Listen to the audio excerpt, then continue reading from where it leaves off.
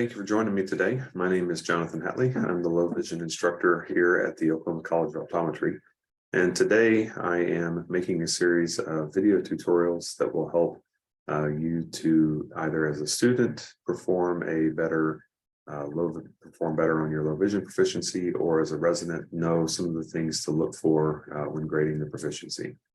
So we're just going to go through a couple things that are listed on the rubric. So just like you've got that's already been provided to you.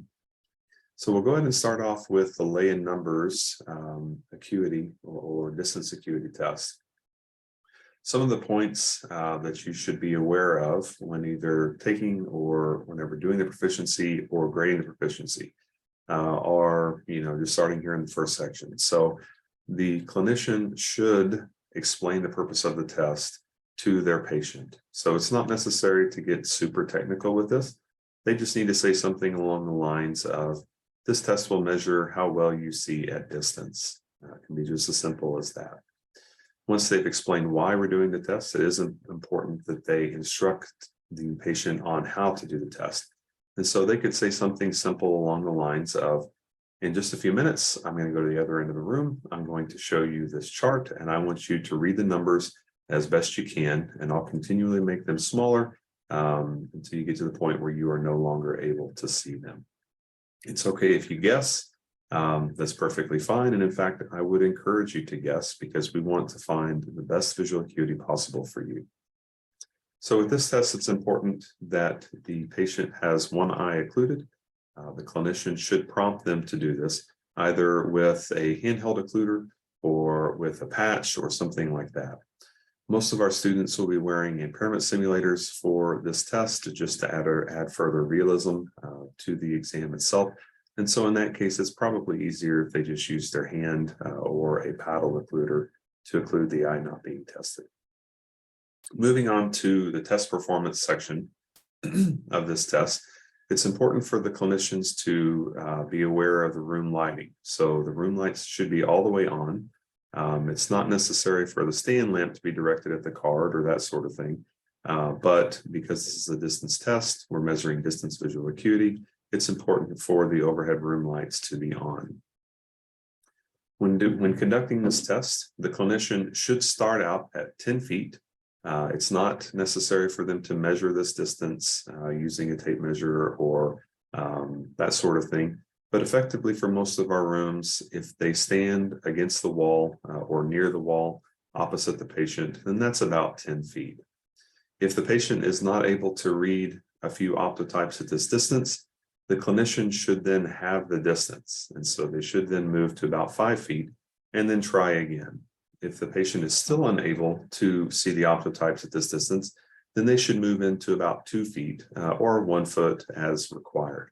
Hopefully, they're able to see something in either the 5 foot or the 10-foot mark so that this isn't necessary. But this is something that we encounter with real life patients.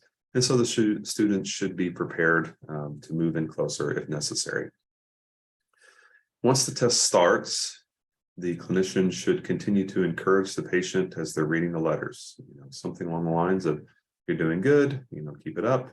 Let's keep moving down the chart, something along those lines. It's not necessary to grade them on this, but I often find that it's helpful for patients if you continually prompt them as they're performing their visual acuities. As the test is conducted, since there are a lot of optotypes in the Lea Numbers book, it's okay if the clinician decides to skip pages if the patient is doing well. So, if they start off on the first page, they're able to read them very quickly. They may skip a couple pages just to expedite the visual acuity test, and that's fine. If the patient starts to struggle or is unable to read the letters on the next page, the clinician should then back up, because effectively what we want to do is find the smallest optotype that the patient is able to read, just like we do with other visual acuities.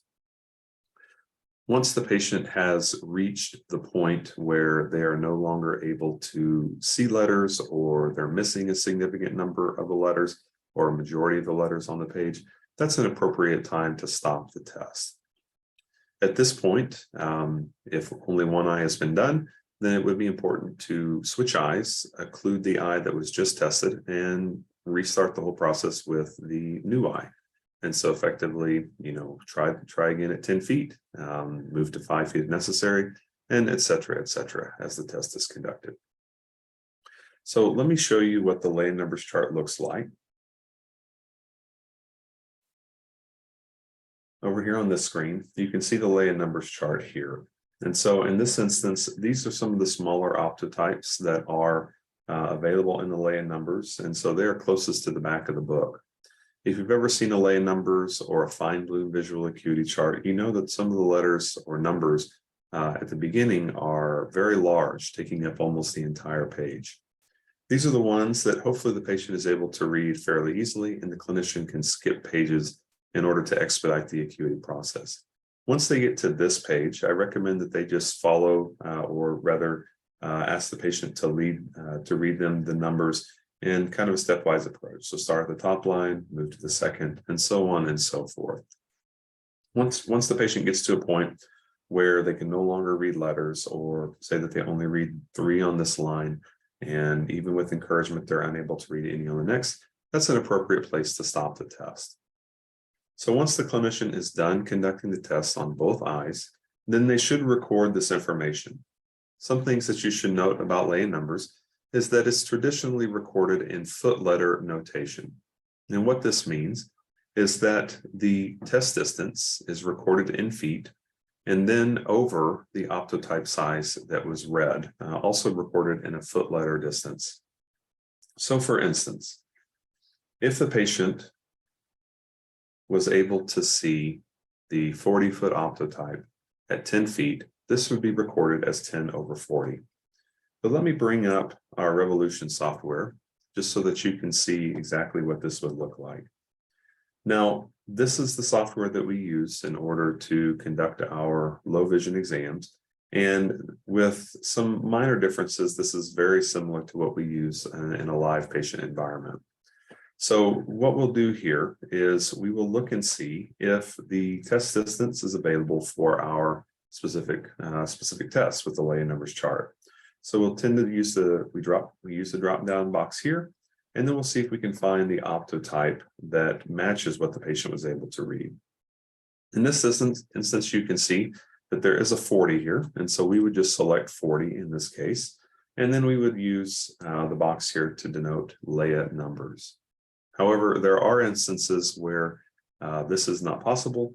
It's also not possible in these instances to denote either plus or minus letters that are missed as the patient conducts the test or as the patient performs the test. So in this instance, what we would do is, or what the clinician could do rather, is to put the visual acuities into a note box here. And so they could put something along the lines of Lea Numbers, and then they could just say OD. And in this instance, let's say, for instance, that we use a similar acuity and they were at 10 feet. And then we could put over whatever optotype size that the patient read, 35 or something. The clinician should note foot letter in this instance, although it's also okay for them to just put foot. That would also denote foot letter. So either is appropriate. And if you have specific questions about this, it's okay to come and talk with me or with Dr. Ma in between the proficiencies. So as stated before, the patient should have both eyes tested. So the clinician should then put in the left eye. And so most of the time, unless there's a significant difference between the two eyes, then they will test them at the same distance. And in this case, maybe they were able to read the 50-foot letter. So this is an example of when the only time that we would really use the notes tab is if they weren't in the drop-down boxes. However, both are correct in terms of credit. So if they use the drop-down boxes and the optotype is there, great. If they decide that they don't want to mess with the drop-down boxes and instead just put the visual acuities in the notes, that's also perfectly acceptable as long as it's recorded correctly. And so they should again denote the test distance in feet over the optotype size, and then they should denote something like foot or foot letter, just so that the next patient, or I'm sorry, the next clinician in line knows that the patient was able to read a foot letter as opposed to an M acuity or something like that. Once the clinician is finished with this, then they should click save, and that will save the note in the patient's chart. So as far as recording, that's what we just covered there. Those are the appropriate, that's the appropriate place to record this. One thing to note is that I did put it in the aided visual acuity box. If the patient is unaided, then we would put it in the unaided box. So we would effectively do the exact same thing, just using the unaided low vision visual acuity cell. For the Lea numbers, there is a section here that says proper explanation of results. So in this case, I don't expect the clinician to explain the visual acuity to the patient because that would be quite complicated, especially for some of our low vision patients to understand. However, what we want them to do in this instance is we would like for them to tell us when the Lea numbers chart might be used. And so a really good example of this would be if the patient is in a nursing home, if the patient is unable to read the ETDRS chart at 1 meter, if the patient is immobile, and I realize that nursing home is kind of similar to this, but they're unable to get out of a wheelchair or get into the proper orientation to use a normal visual acuity chart, something like that. Anytime that a handheld chart would be useful would be a perfect time to use the Lea numbers chart. For the last point, overall competency, I will leave that up to you as the proctor to determine that. But if the patient, if the clinician did a good job, was able to get through the proficiency fairly well and with professionalism, then that's exactly what I'm looking for. So I would advise in that case full points. Again, this is the Lea numbers chart, and thank you very much.